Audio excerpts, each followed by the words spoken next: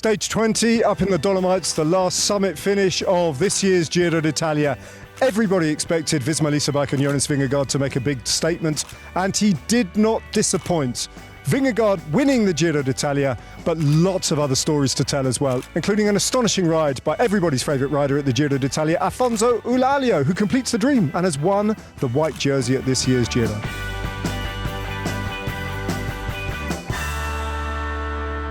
This podcast is proudly sponsored by Science in Sport. You can't miss SIS across the Grand Tours. And did you know they were the original sports nutrition company? They invented the first isotonic recovery drinks and gels, and their lab is where the first ever dual source gels were born. Their beta products are seen in the hands of cyclists across the Tours. SIS products were adopted by Team GB, and now, 30 years later, over 400 pro, elite and Olympic teams trust Science in Sport. And here we are, Jacopo Guarnieri, complaining already that I have made him stand in what is effectively a cow field. Yeah. Not happy with it, are you? No, but I reckon it's not smelling, so either it's just some... I mean, you can't see it, but I am standing on what appears to be a cow pat. But at least it puts you up like a few inches. It's a price I will pay for just being on the same eye level as you. I'm quite happy to stand on a cow patch. Every time we were on a slightly bend or something like that, no, just go on the higher side. So at least we're leveled.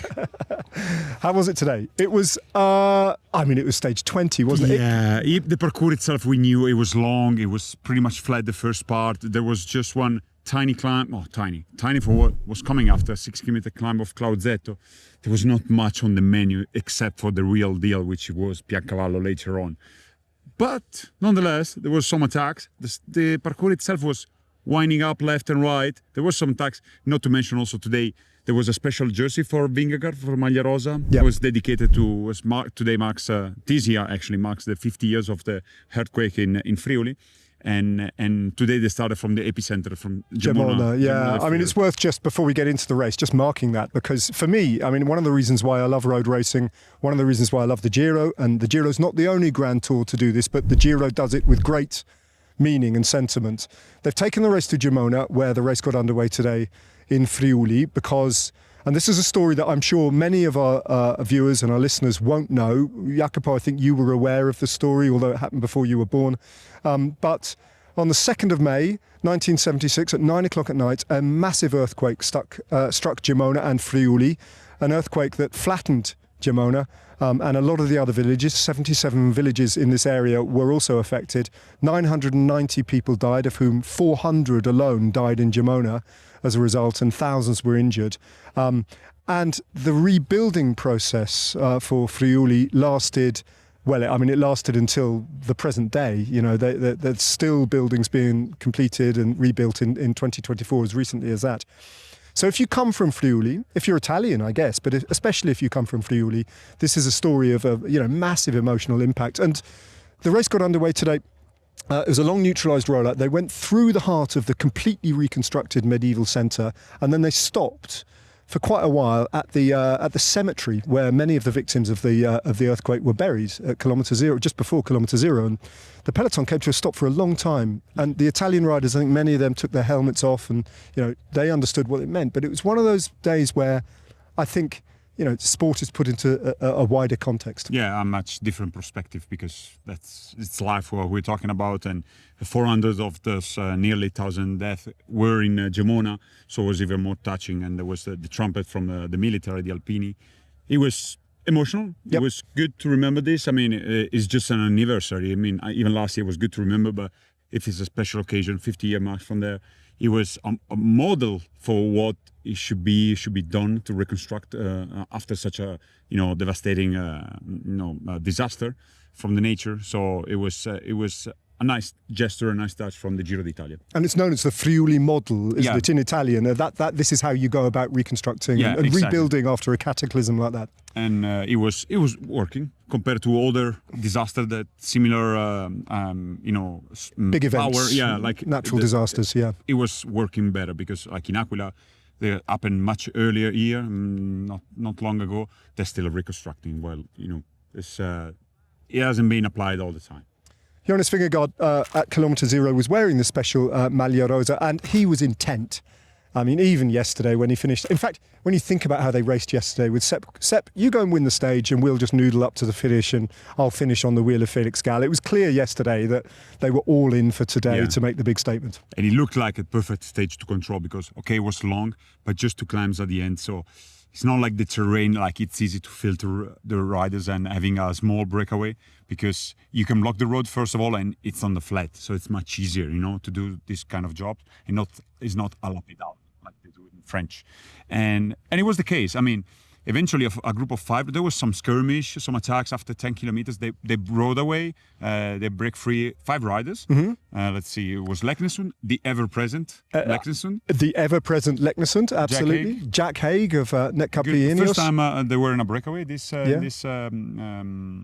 Giro. Then there was... Axel Oens of Groupama FDJ United. We've got 3 of the 5. How are we doing with the last Heinz, 2? Heinz with Alpecin. Jonas Heinz, the big rouleur, we like him. And Thomas Silva, the former Maglia Rosa. Who looked really good. He looked really good. He just looks good on a bike anyway. Yeah, I think so. Yeah. Later on there was a counter-attack with 3 riders. It was Levis, I never know how to pronounce the Belgian, was my teammate as well. XTS Astana, Domestique. And Tarozzi from Bardiani. Yep.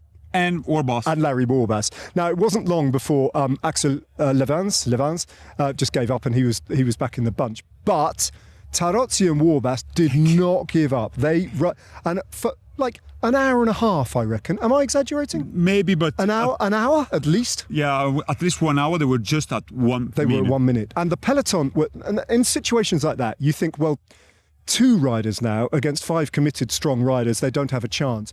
But you always say the only chance they have is if the peloton then sits up, allows the gap to grow to the extent that the front group knows that they can then slow up and then they can get across.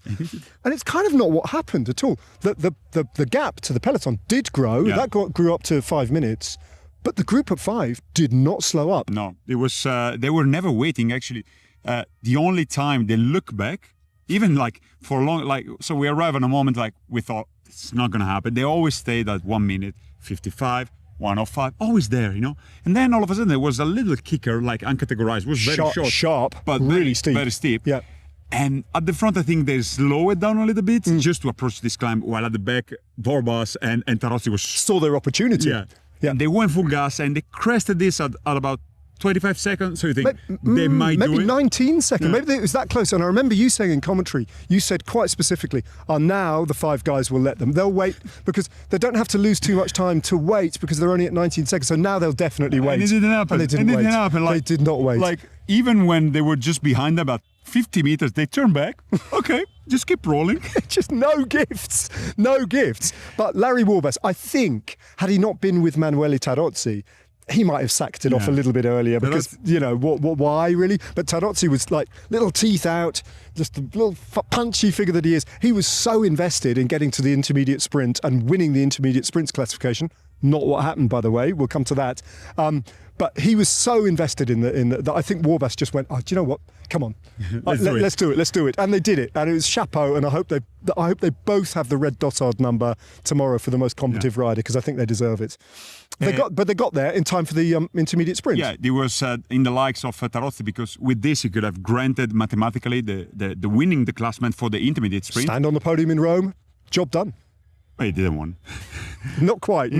He didn't win because thanks to the points, Silva and Leknesund were fighting for keeping the 3rd position in the Ciclamino classification. Can you imagine? So they deny him of this. He got himself in 3rd. I think Silva won it ahead of Silva won it ahead of his 3rd position. His 3rd position in the points classification. But that bumped Tarozzi down to a lowly 3rd place. He got 5 points. He's 9 points ahead of Mattia Bais in 2nd place. If tomorrow goes, he has to go as well. I mean, so there's going to be a Polti-Bardiani face-off tomorrow in Rome, and I'm really massively looking forward to it. Yeah. And the intermediate sprint, well, we'll see it in a bit, but it's right down on the coastline, isn't it, in Ostia. So they're going to have to get all the way down there and then do battle.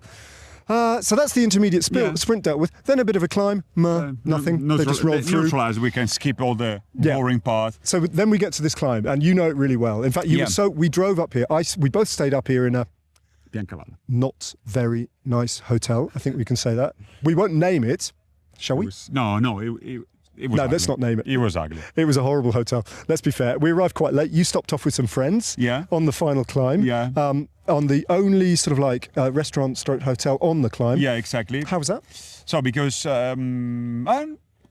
good. There were a lot of people, a lot of drunk people already because No. they shut down the road. Yeah. No. Did you eat there? Yeah, I had cervo, a deer. Yeah, it's venison is what you. Venison. The animal is a deer, but when you eat it, it's called venison. Just to sound better, you know. Or like just feel so less you don't guilty. have to associate it with Okay, Bambi, okay. you know. So I had this, Which is with normally a ragu, just a very yeah, rich no, it was stew. kind of goulash style. So very spicy with paprika. It was very good. Nice. Mushrooms and polenta. And I know everybody there because I've been. The funny story, I was there in training camp with, as I told you, Viviani, Danielos, and Chimolai. A long time ago. In 2009, so long time ago, and became friends since then. And so I entered the kitchen and I went to the nonna. I call her nonna. I know she's still there cooking. The grandma, at yeah. 86 years old. Fantastic. She looks just perfect. And I say, nonna, please, you do whatever you want. Just make me happy. Okay, I prepare something. And it was full of people.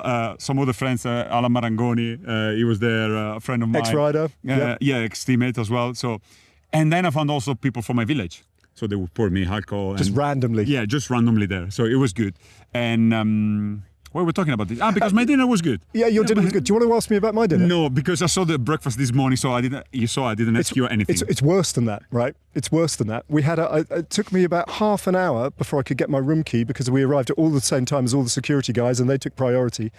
So then I'm looking around thinking, where's dinner? Even though it was quite late, thinking dinner. There was no dinner. Zero dinner. There was no dinner. Massey was having dinner there. He didn't eat there. Did he?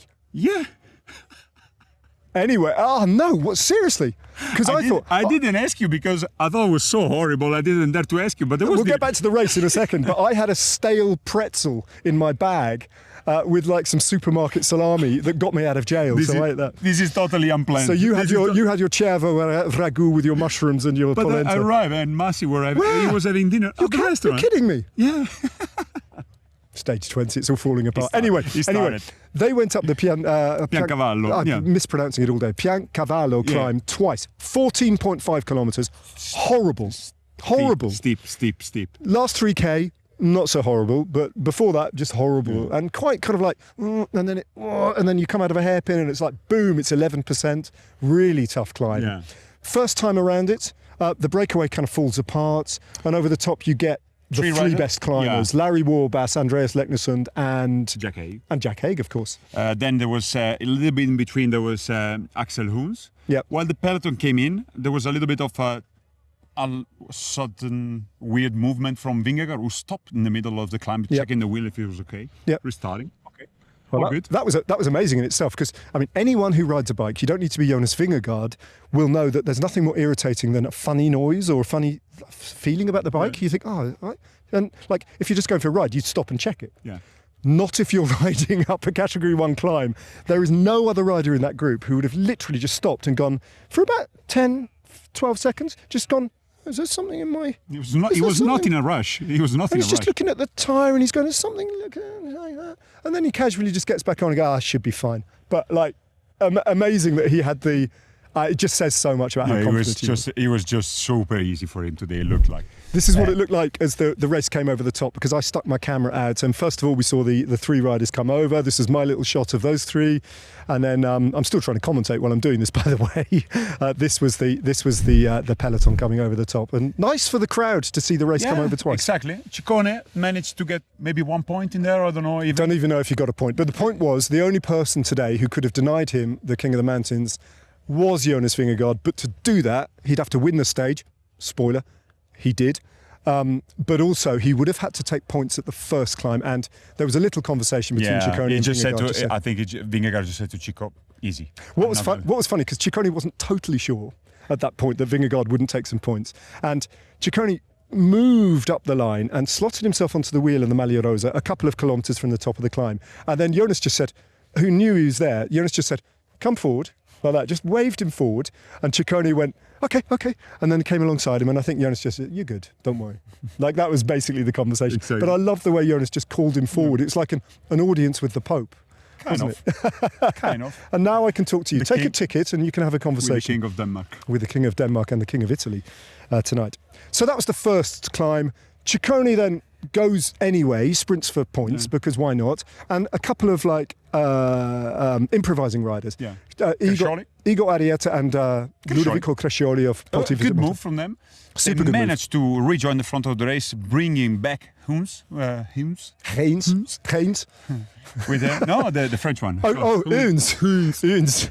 Well, there was Haynes and Huns. It was hard because two very different pronunciations. You're right. It was Axel Huns who was still there. But they managed to get back. So there were good 6 riders. At the back, it was only Campanat doing the job. Yep. An amazing job today. Yesterday, a little bit like short in energy, I guess. Today, he made up for yesterday and did almost all of the first climb, and then all of the descent, and then all of the valley road, and even like first kilometer and a half of the last time the ascent. Then it was all good. It looked like just perfect scenario for Visma Lease bike, who indeed they just rode whatever they wanted. They started. The only major shakeup was when Bart Lemon started. First off was Sepp Kuss, get it distanced. He saw like he didn't have good legs. Even before he did a job on the front, he was already gone. Yeah. And at the same moment, Piganzoli started to lose position. You know, and Eulalio was the last of this already quite reduced bunch. And there was the moment when Eulalio passes him, and you think, okay, in the Maglia Bianca is going to be in favor of Eulalio, and then eventually got dropped even before Vingegaard launches the attack. Piganzoli was properly gone, and we didn't know where he was. We thought he was just, right down the bottom. Anyway, the net effect of all of that is 10.9 kilometres to go. Vingegaard has no teammates left. Bart Lemon did a great job, but he's gone, and Vingegaard's left on the front going, okay. All right, might as well go then. It's go time. And he goes. Felix Gall, I think, makes a slightly weird strategic choice of trying to go with Vingegaard. For 200 meters. For why? Yeah. Just going to damage his chances. I thought he'd learnt that. But he sits down again and gets into proper Felix Gall sort of twiddly mode. And then groups kind of crystallise behind Vingegaard. The race is won. No one's got any doubt about that. He goes off in pursuit of Leknesund and Crescioli, picks them all off, and then eventually he's the first rider. But then you get these, for a long time in the climb, we've got these distinct groups that are just like all locked into their own behaviour. Vingegaard going away, Gall on his own, then Derek G. West and Jai Hindley, then Bernal and Arensman, because they're trying to defend against Hindley, possibly taking against G. West, possibly taking 4th place from Arensman. And then behind them, you've got the Eulalio group. No, Eulalio at this point is with the... See, I'm hazy. Eulalio is with the Ineos riders at that point. Then he got dropped, and he got picked up by Piganzoli, which kind of like found himself back in a bit of shape. And Piganzoli was driving towards Eulalio with Caruso on a wheel, a Storer. So this was the 3 riders getting onto Eulalio. And once they get on him, as you said, it was almost like the same time. Eventually, Bernal and Arensman made contact. First was Hindley and G managed to get on Felix Gall. Yep. And then it was Bernal and Arensman at the very top of the hard part. They get on them as well. So you got this big group of riders like that. So like we expected at least some changes in the GC. Nothing changed. Just the distance, like the gaps. Only marginally. But anyway, as you say, nothing changed in the podium. That group of riders behind Vingegaard, incredibly evenly matched, really. There's not much between them. And I don't know if you realize that every time Vingegaard has won, second was Felix Gall and third was Jai Hindley. All the 5 occasions was the same podium. It happened again today, didn't it? Yeah, it happened today again. That's properly nuts. I mean, they are where they are, these riders. So all the drama, frankly, and I like, as a commentator, you're looking for the emotion. Well, you get sucked into the emotional story, and all the emotion today, with honourable exception of Jonas Vingegaard, and we've got plenty of time tomorrow to talk about him, I think, was about Eulalio. So Eulalio was... First, it was with as we said, with Bernal and Arensman, and Piganzoli was fast. So you think, okay, he's having a good time. Then he had to let them go, and you think, did he overdid? Did he spend too much? Piganzoli arrives and attacks him almost immediately. He got on the wheel, and he looks like just focusing. Follow the wheel. That's all he has to do, follow the wheel. But there's still 6 kilometres to go. Yeah. So, and then what happened? He survived. He came to a point where at 3 kilometers it gets much easier. He managed to stay in touch with Piganzoli till 2 kilometers to go, where he decided to launch himself an attack. He attacked Piganzoli. Just to show that I am the owner of this jersey. And in that moment, I think on that climb, you saw an entire microcosm of his entire race. You know, 1 minute you are slapping down in the wet in Potenza and you've just lost the stage effectively. You know, and then you've won the stage and then you've lost the stage again because Igor Arrieta's come past you. So that happens, and then you're in the Maglia Rosa, and no one gives you a chance in the individual time trial, and you hold on to it, and then you lose it, and then you're in the white jersey, and then you lose a load of time, and then you get into the Dolomites, and everyone says you haven't got a chance, and then it looks really like going into today.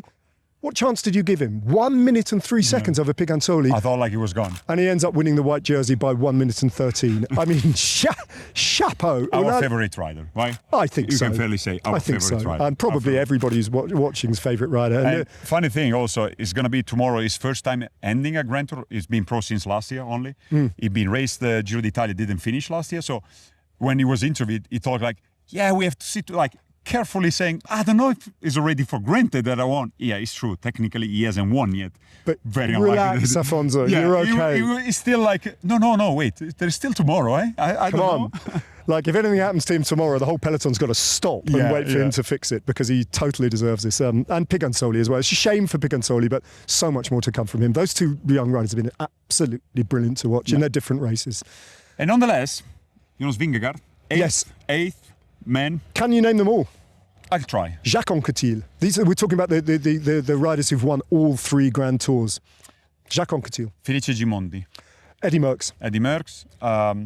Bernardino. And then all the. Then we jump to this century. Alberto Contador, Vincenzo Nibali, Chris Froome, Jonas Vingegaard. And it's a notable little thing, isn't it, that he's done it before Tadej Pogacar. Yeah. But show sometimes often because Pogacar is so all over the place. I mean, he win Sanremo. It's constantly there. Vingegaard is a little bit like it's the best together with Pogacar as a GC contender in all of this era. And we often forget that he's always there. I mean, he has won 2 Tour de France, 1 Vuelta, 1 Giro d'Italia. He has been second 3 times in the Tour. I mean, Keep your praise for Jonas Vingegaard for tomorrow. We're going to have plenty of time in our final podcast tomorrow in Rome to really put Jonas Vingegaard's achievement into context. Let's have a look at the Rome stage. The final stage is stage 21. It's a 1-star stage from Roma to Roma, and I am expecting the first hour or so of commentary to be really quite difficult, Jacopo, because there's not going to be much racing going on. There's going to be a lot of celebrating. Yeah, there's going to be also, I don't know, we can have some fun, just come up with some funny ideas. But as you see in the map, it's pretty straightforward. They're going to go down to Lido di Ostia, where the famous place for all the Romanian people to go on the beaches. Same road back. Yep. That's where the racing starts, isn't it? And when they hit the circuit, they've got, was it eight circuits, isn't it? Yeah, 8 laps, but it's going to be good because the laps in Rome, as you may imagine, is like open air museum. Absolutely. So basically they're going to be crossing all the biggest city sites of Rome. And it's going to be just a pleasure for the eyes because the finish line is right at the Circo Massimo, not far from the Terme di Caracalla. Absolutely. And it's really quite a hard circuit as well. And there is no guarantee, because there never is, that it's going to be a bunch sprint, although that will be the expectation. All right, we've got a long journey, as you can imagine, from the top right-hand corner of Italy down to the capital city. So we will see you tomorrow. But for now... Is ciao! This podcast is proudly sponsored by Science in Sport. You've seen Beta fuel gels and recovery drinks in the hands of the riders. Now it's your chance to get your hands on some SIS goodies. If you spot Science in Sport on TV or in a photo, clip it, post it, share it, tag Science in Sport on Instagram, and include #LoveOfCycling in the caption. This will give you a chance of winning a 3-month Beta fuel hamper, perfect for a training block, courtesy of our friends at Science in Sport.